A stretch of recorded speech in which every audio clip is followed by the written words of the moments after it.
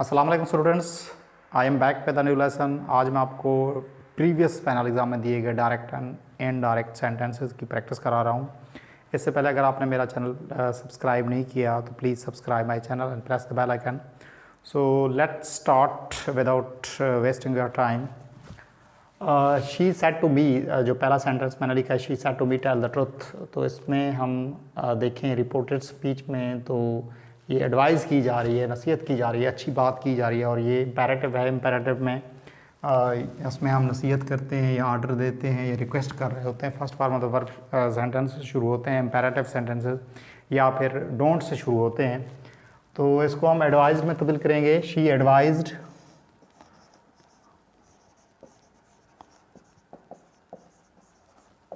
She advised, inverted commas हटा के हम टू लगा देते हैं। She advised me to tell the truth.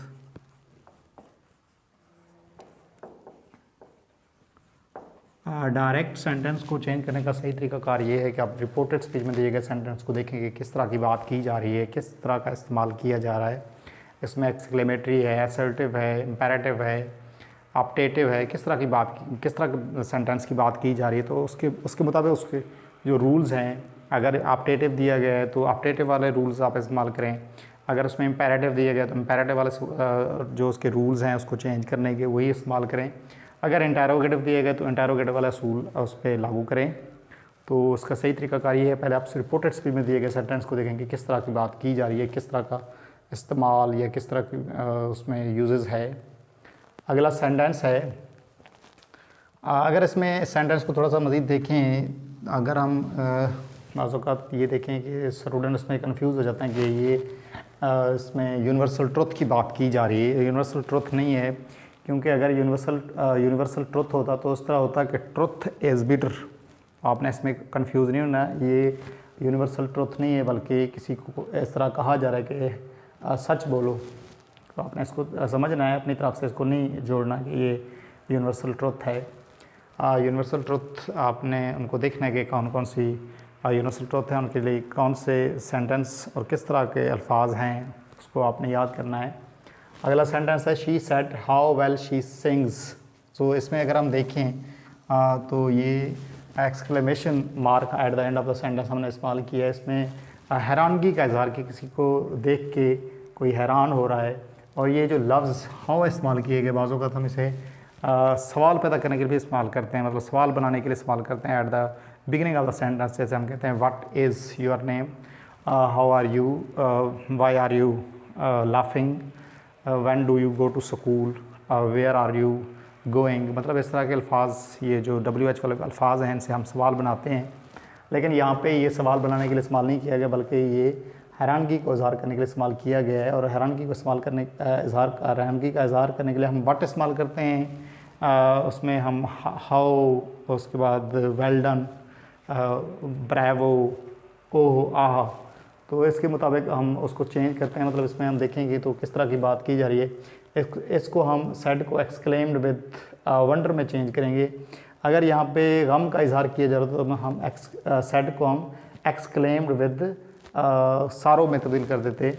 अगर इसमें खुशी का इजहार किया जा रहा होता तो इसको हम एक्सक्लेम्ड विद जॉय इसको चेंज कर देते सेड को। She exclaimed with wonder. उसके बाद इन्वर्टेड कमास हटा के हम दैट लगा देते हैं। ये जो हमें लफ्ज़ देता है हाउ, व्हाट, ये जो अल्फाज हैं, मतलब जैसे हम खुशी का इजहार करते हैं या गम का इजहार या उसमें हैरानगी का इजहार कर रहे होते हैं जिन अल्फाज से, तो वो अल्फाज हम हटा देते हैं। दैट, उसके बाद हम सेंटेंस को सीधा करके लेते हैं दैट के शी सेंग्स वेल।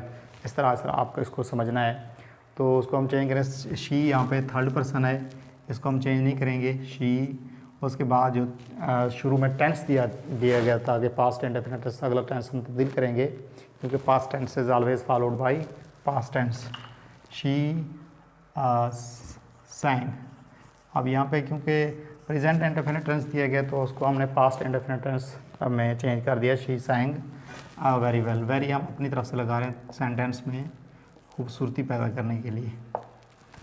तो हम एक्सक्लेमेशन मार्क हटा के फुल स्टॉप लगा देते हैं। अगला सेंटेंस है ही सेज़। सेज़ को हम सेज़ रहने दे रहे हैं क्योंकि यहाँ पे ऑब्जेक्ट इसमें नहीं दिया गया। रिपोर्टिंग वर्ब में अगर सेंटेंस होता ही सेज़ टू बी या he says to him, he says to Ahmed, अगर इस तरह सेंटेंस हो मतलब ऑब्जेक्ट यहाँ पे होता तो हम सेज़ को टेल्स में तब्दील करते हैं या सेड को हम टोल्ड में तब्दील करते हैं। मतलब उसमें अगर ऑब्जेक्ट दिया जाता है तो यहाँ पे ऑब्जेक्ट नहीं दिया गया, इसको हम चेंज नहीं करेंगे। और इसको अगर हम देखें तो ये असर्टिव सेंटेंस दिया गया, I want to speak to you, उसमें ख़बर दी जाती है, कोई बात किसी को बताई जा रही है, कोई इंटरोगेटिव सेंटेंस नहीं है, इसमें इंपेरेटिव नहीं है। तो उसमें हम देखते हैं कि किस तरह की बात की जा रही है। ही सेज़, असर्टिव सेंटेंस में हम इन्वर्टेड कॉमास के लिए दैट इस्तेमाल करते हैं, दैट। अब आई यहाँ पे फर्स्ट पर्सन है, फर्स्ट पर्सन को हम रिपोर्टिंग वर्ब के सब्जेक्ट मतलब चेंज करते हैं ही। अब हम टेंस चेंज नहीं कर रहे, अब यहाँ पे सब्जेक्ट ही आ गए तो हम प्रेजेंट इंडेफिनिट टेंस में अगर सब्जेक्ट ही शेट या सिंगल नेम शुरू में आ जाता है तो हम वर्ब के साथ एस लगाते हैं, तो हम ही वांट्स लिखेंगे। अब यहाँ पे वांट लिखा हुआ क्योंकि शुरू में आई वी यू दे या प्लूरल के साथ हम प्रेजेंट इंडेफिनिट टेंस में वर्ब के साथ एस नहीं लगाते। तो यहाँ पे अब क्योंकि ही आ गया अब हम इसको वांट्स कर देंगे, he wants to speak to. अब यू यहाँ पे सेकंड पर्सन है, सेकंड पर्सन को हम रिपोर्टिंग वर्ब के ऑब्जेक्ट में चेंज करते हैं। आप सपोज करें कि ही सेज टू बी, उसने मुझसे कहा, तो यहाँ पे ये इसकी यू की मफूली हालत इस्तेमाल क्योंकि at the end of the sentence है। अगर ये शुरू में यू होता तो उसकी फैली हालत होती है, तो क्योंकि at the end of the sentence है तो इसकी ये मफूली हालत है, तो इसकी भी हम मी मफूली हालत लिखेंगे, उसके बाद हम फुल स्टॉप लगा देंगे। अगला सेंटेंस है she said to me don't waste your time. तो मैंने आपको बताया कि इम्पेरेटिव सेंटेंसेस या तो फर्स्ट फॉर्म में तो वर्ब शुरू होते हैं या डोंट से शुरू होते हैं, ये इम्पेरेटिव है। तो इसमें अच्छी बात की जा रही है, डोंट वेस्ट योर टाइम। तो इसको चेंज करने के अगर इम्पेरेटिव सेंटेंस दिया जाता है रिपोर्टेड स्पीच में, डोंट से इम्पेरेटिव सेंटेंस दिया जाता है और वो सेंटेंस डोंट से शुरू होता है, वर्ब से नहीं शुरू होता बल्कि डोंट से शुरू होता है, तो उसको चेंज करने के दो तरीक़ेकार हैं। पहला तरीक़ाकार ये है कि हम सेड को एडवाइज में तब्दील कर देते हैं, शी एडवाइज्ड मी। अब डोंट को हम नॉट टू में तब्दील कर देते हैं, इन्वर्टेड कॉमास हटा के, नॉट टू वेस्ट। अब यूअर सेकंड पर्सन है तो सेकंड पर्सन को हम ऑब्जेक्ट के मुताबिक चेंज करेंगे, रिपोर्टिंग वर्ब के ऑब्जेक्ट के मुताबिक। यूअर यहाँ पे इजाफी हालत है तो मी की भी हम इजाफी हालत लिखेंगे, माई टाइम। और दूसरा तरीक़ाकार ये है कि हम एडवाइस को फॉरबेड में लिख दें, शी फॉरबेड,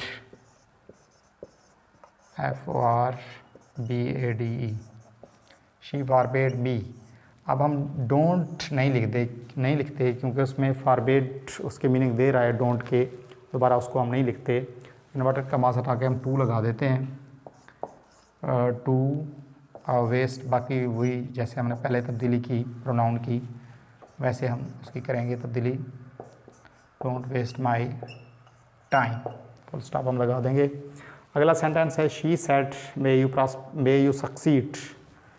तो इसको हम देखें तो रिपोर्टेड स्पीच में प्रे दुआ की जा रही है, अगर उसमें बात दुआ है तो हम उसको कर्स में तब्दील कर देते हैं, अगर उसमें ख्वाहिश है तो हम विश्ड में तब्दील कर देते हैं सेड को, शी प्रेड। अब यहाँ पे क्योंकि दुआ की जा रही है, सेड को हम प्रेड में तब्दील करें, शी प्रेड दैट। अब हम सेंटेंस को सादा करके लिखते हैं, इसको ये समझना है कि यू मे सक्सीड। अब यू मतलब पहले आ जाएगा सब्जेक्ट और मे उसकी जगह चला जाएगा, तो यू यहाँ पे सेकंड पर्सन को हम ऑब्जेक्ट मतलब चेंज करना, ऑब्जेक्ट यहाँ पे दिया नहीं गया, इसको हम सपोज करेंगे आई, मतलब यहाँ पे आप समझेंगे ही सेड टू मी। तो यू यहाँ पे फैली हालत में है तो मी की हम फैली हालत लिखेंगे, आई। अब शुरू में क्योंकि टेंस पास्ट इंडेफिनिट टेंस दिएगा तो अगला टेंस हम चेंज करेंगे, मे इनटू माइट कर देंगे, आई माइट। इसकी दूसरी फॉर्म है आई माइट succeed. तो ये sentences हैं जिनको हमने indirect form में change किया. In the end I would say that if you got a little bit benefit from this video, please subscribe my channel and press the bell icon. Thank you so much.